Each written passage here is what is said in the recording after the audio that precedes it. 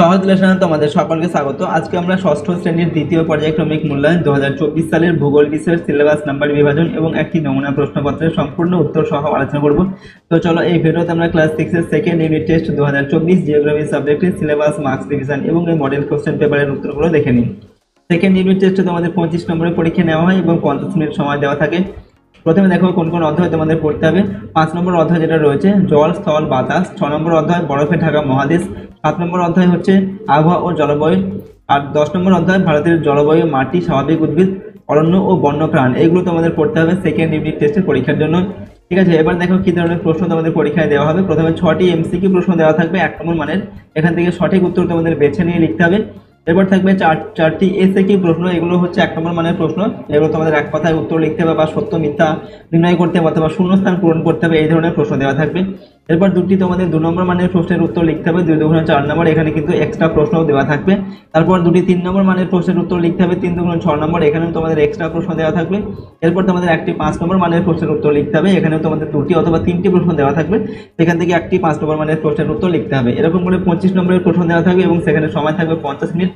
তো চলো আমরা এখন এই প্রশ্নপত্রের উত্তরগুলোর এখান থেকে দেখে নিই। ওকে, আর এই সমস্ত প্রশ্ন এবং উত্তরের পিডিএফ ফাইলগুলো আমাদের সহজ লেসন অ্যাপের মধ্যে দেওয়া থাকবে। ঠিক আছে, তোমাদের অ্যাপের লিঙ্ক ডেসক্রিপশন বক্সে দেওয়া আছে, সেখানে ক্লিক করে তোমরা চাইলে অ্যাপটিকে ডাউনলোড করে নিতে পারো। ঠিক আছে, এবার দেখো প্রশ্ন এবং উত্তরগুলো দেখে নাও। 1 নম্বর প্রশ্ন হচ্ছে সঠিক উত্তরটি নির্বাচন করো। 6টি প্রশ্ন দেওয়া আছে, প্রশ্নের মান 1 নম্বর করে দেওয়া হয়েছে। পরের দিকের প্রশ্ন দেখো, পৃথিবীতে প্রথম প্রাণের সৃষ্টি হয়েছিল ভূমিতে, জলে না বাতাসে? তো পৃথিবীতে প্রথম প্রাণের সৃষ্টি হয়েছিল জলে। পরের দেখা হচ্ছে বায়ুর চাপ মাপার যন্ত্রটি হলো ব্যারোমিটার, হাইগ্রোমিটার না অ্যানোমিটার? তো বায়ুর চাপ মাপার যন্ত্র হচ্ছে ব্যারোমিটার। পরের দেখা প্রশ্ন, পশ্চিমবঙ্গের জলবায়ুর প্রকৃতি হলো উষ্ণ আর্দ্র, শীতল আর্দ্র না উষ্ণ শীতল? তো পশ্চিমবঙ্গের জলবায়ু হচ্ছে উষ্ণ আর্দ্র প্রকৃতির। পরের দেখা প্রশ্ন, ভারতের মরু অঞ্চলের মাটির অন্যতম প্রধান বৈশিষ্ট্য হলো জল ধারণ ক্ষমতা বেশি, লোহার পরিমাণ বেশি, জল ধারণ ক্ষমতা কম? উত্তর হচ্ছে জল ধারণ ক্ষমতা কম হওয়া। ঠিক আছে, মরু অঞ্চলের মাটির জল ধারণ ক্ষমতা কম। এরপর অঙ্গর দাগে ক্রান্তীয় পর্ণমোচী উদ্ভিদের একটি উদাহরণ হলো পলাশ, ফার না গরান? উত্তর হচ্ছে পলাশ। ছয়ের দাগে ভারতের রয়্যাল বেঙ্গল টাইগার দেখা যায় গির অরণ্যে, সুন্দরবনে না কচ্ছের রণে? উত্তরটা হচ্ছে গির অরণ্যে ভারতের রয়্যাল বেঙ্গল টাইগার দেখা যায়। 2 নম্বর দাগে প্রশ্ন, অতি সংক্ষিপ্ত উত্তর দাও। এখানে 4টি প্রশ্ন আছে, প্রশ্নের মান হচ্ছে 1 নম্বর করে। কয়ের দাগে দেওয়া আছে আন্টার্কটিকা শব্দটির অর্থ কি? উত্তর হচ্ছে আন্টার্কটিকা শব্দের অর্থ উত্তরের বিপরীত। কয়ের দাগে প্রশ্ন, পৃথিবীর সর্বাধিক বৃষ্টিবহুল অঞ্চল কোনটি? উত্তর লিখবে মেঘালয়ের মৌসিনরাম। নেক্সট, গয়ের দাগে পরিযায়ী পাখি কাকে বলে? উত্তর হচ্ছে শীতকালে শীতপ্রধান দেশ থেকে আগত পাখিদের পরিযায়ী পাখি বলেন। ঘয়ের দাগে বিশ্ব অরণ্য দিবস কবে পালিত হয়? উত্তর হচ্ছে 21শে মার্চ। ঠিক আছে, 21শে মার্চ বিশ্ব অরণ্য দিবস পালিত হয়। 3 নম্বর দাগে টিকা লেখো, যে কোনো দুটি লিখতে হবে। প্রশ্নের মান হচ্ছে 2 করে, 2 দুগুণে 4 নম্বর দেওয়া আছে। কয়ের দাগে দেওয়া আছে ঘনীভবন। ঠিক আছে, ঘনীভবন সম্পর্কে টিকা লিখতে হবে। তো জলীয় বাষ্পপূর্ণ বায়ু হালকা হয়ে উপরে উঠে যায় এবং উপরে উঠে বায়ুর উষ্ণতা ও চাপ কমে যাওয়ার ফলে ছোট ছোট জলকণায় পরিণত হয়, এই প্রক্রিয়াকে ঘনীভবন বলা হয়। এরপর ক্ষয়ের দাগে হচ্ছে পরিবহন পদ্ধতি। পরিবহন পদ্ধতি সম্পর্কে আমাদের লিখতে হবে। তো যে পদ্ধতিতে কোনো মাধ্যমের উষ্ণতম অংশ থেকে শীতলতর অংশে তাপ সঞ্চালিত হয় কিন্তু মাধ্যমের অণুগুলির স্থানচ্যুতি ঘটে না, সেই পদ্ধতিকে তাপের পরিবহন বলে। সাধারণত কঠিন মাধ্যমে তাপ পরিবহন পদ্ধতিতে এক স্থান থেকে অন্য স্থানে যায়। এরপর গয়ের দাগে হচ্ছে ল্যাটেরাইট মাটি। তো ল্যাটেরাইট মাটি এই সম্পর্কে আমাদের লিখতে হবে। অধিক উষ্ণতা এবং অধিক বৃষ্টিপাত যুক্ত অঞ্চলে যেখানে পর্যায়ক্রমে শুষ্ক এবং আর্দ্র ঋতু দেখা যায়, সেখানে মাটির উপরিস্তরে লৌহ অক্সাইড ও অ্যালুমিনিয়াম অক্সাইড সঞ্চিত হয়ে যে লাল রঙের ইটের মতো শক্ত মাটি সৃষ্টি হয় তাকে ল্যাটেরাইট মাটি বলে। এই মাটি অনুর্বর, তবে সার প্রয়োগ দ্বারা এই মাটিতে চীনাবাদাম, জোয়ার, বাজরা, রাগি ইত্যাদি চাষ করা যায়। 3 নম্বর থেকে এরপর 4 নম্বর থেকে প্রশ্ন, সংক্ষিপ্ত উত্তর দাও। যে কোনো দুটি লিখতে হবে। প্রশ্নের মান হচ্ছে 3 নম্বর করে, দুটি প্রশ্নের জন্য 6 নম্বর দেওয়া আছে। কয়ের থেকে বলা হচ্ছে মেরুর জ্যোতি কি? আমরা উত্তর লিখছি আন্টার্কটিকা মহাদেশে শীতকালে যখন একটানা 6 মাস রাত্রি বিরাজ করে, সেই সময় আন্টার্কটিকার আকাশে মাঝে মধ্যেই রামধনুর মতো মৃদু আলোকপ্রভা দেখা যায়, একে মেরুর জ্যোতি বলে। কয়ের দেখা প্রশ্ন, পশ্চিমী ঝঞ্ঝা কাকে? পশ্চিমী ঝঞ্ঝা বলতে কি বোঝন? উত্তর লিখছি আমরা শীতকালে ভারতে উত্তর পূর্ব মৌসুমী বায়ুর প্রভাবে মাঝে মাঝে 2-4 দিন একটানা আকাশ মেঘলা থাকে ও ঝিরিঝিরি বৃষ্টি হয়, একে পশ্চিমী ঝঞ্ঝা বলে। এরপর গয়ের দাগে শীতকালে ভারতের জলবায়ু শুষ্ক হয় কেন?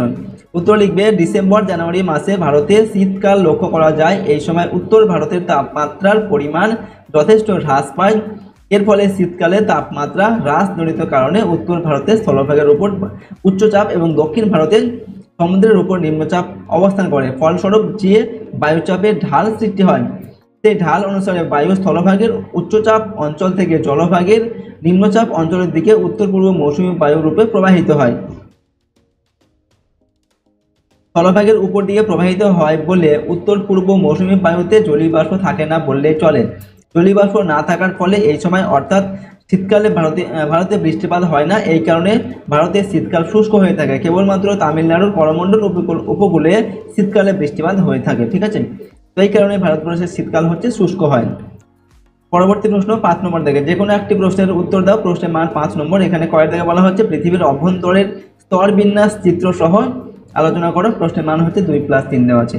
তো পৃথিবীর উপরিভাগ থেকে কেন্দ্র পর্যন্ত মোট 3টি স্তর দেখা যায়, যথা 1 নম্বর হচ্ছে ভূত্বক, এটি পৃথিবীর সর্বাপেক্ষা বাইরের স্তর বা আবরণ বিশেষ। এটি কঠিন শিলা দ্বারা গঠিত। ভূত্বক মহাদেশীয় এবং মহাসাগরীয় এই দুই রকম হতে পারে। 2 নম্বর হচ্ছে গুরুমণ্ডল, ভূত্বকের তলদেশে গলিত অর্ধতরল স্তরটি হলো গুরুমণ্ডল। 3 নম্বর হচ্ছে কেন্দ্রমণ্ডল, গুরুমণ্ডলের নিচে একেবারে অভ্যন্তর ভাগে পৃথিবীর কেন্দ্রকে ঘিরে থাকা স্তরটি হলো কেন্দ্রমণ্ডল। ভূত্বক ও গুরুমণ্ডলের উপরিভাগে সম্মিলিতভাবে শিলামণ্ডল, উপরিভাগকে সম্মিলিতভাবে শিলামণ্ডল বলে। ঠিক আছে, অর্থাৎ ভূত্বক আর যে গুরুমণ্ডল এই অংশটাকে সাধারণত শিলামণ্ডল বলা হয়। শিলামণ্ডল মহাদেশের তলদেশে প্রায় 50 থেকে 140 কিলোমিটার এবং মহাসাগরের তলদেশে প্রায় 40 কিলোমিটার গভীরতা পর্যন্ত বিস্তৃত। শিলামণ্ডলের গড় গভীরতা হচ্ছে প্রায় 100 কিলোমিটার।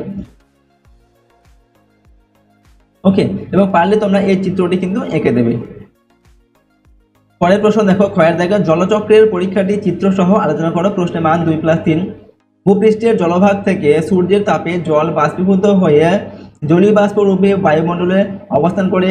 ওই জলীয় বাষ্প পরে শীতল ও ঘনীভূত হয়ে মেঘ সৃষ্টি করে এবং মেঘ থেকে বৃষ্টি বা তুষার রূপে পৃথিবীতে নেমে আসে এবং তা বিভিন্ন মাধ্যমে নদী বা সমুদ্রে মেশে। এরপর ওই জল পুনরায় বাষ্পে পরিণত হয়। এভাবে শিলামণ্ডল, বায়ুমণ্ডল ও বায়ুমণ্ডলের মধ্যে জলের চক্রাকার আবর্তনকে জলচক্র বলে। ঠিক আছে, এবং এই জলচক্রের চিত্রটি দেখো এখানে একটা জলচক্র, অর্থাৎ জল প্রথমে কি হয়, জলভাগ থেকে বাষ্পীভূত হয়ে উপরে উঠে গিয়ে উপরে মেঘে পরিণত হয়। মেঘ থেকে আবার বৃষ্টি হয়, সেই বৃষ্টি আবার কি হয়, জলভাগে চলে আসে। ঠিক আছে, এটাই হচ্ছে একটি জলচক্র।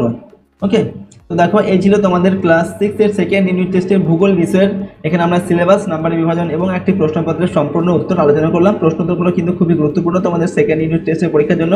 তাই সমস্ত প্রশ্ন এবং উত্তরগুলো অবশ্যই তোমরা ভালোভাবে মুখস্থ করবে এবং প্র্যাকটিস করবে। আর এই চ্যানেলে তোমরা নতুন হয়ে থাকলে চ্যানেলটিকে সাবস্ক্রাইব করে রাখবে, পাশের বেল আইকনে প্রেস করবে এবং ভিডিওটিতে একটি লাইক করবে। আর ভিডিওটি বন্ধু বান্ধবীর সঙ্গে অবশ্যই শেয়ার করবে। আর এই সমস্ত প্রশ্ন এবং উত্তরের পিডিএফ ফাইলগুলো আমাদের সহজ লেসন অ্যাপের মধ্যে দেওয়া আছে। অ্যাপের লিঙ্ক ডেসক্রিপশন বক্সে রয়েছে, সেখানে ক্লিক করে তোমরা অ্যাপটিকে ডাউনলোড করে নিতে পারো। তো আজকের এই ভিডিওটিকে আমরা এখানে শেষ করছি। সম্পূর্ণ ভিডিওটি দেখার জন্য অসংখ্য ধন্যবাদ।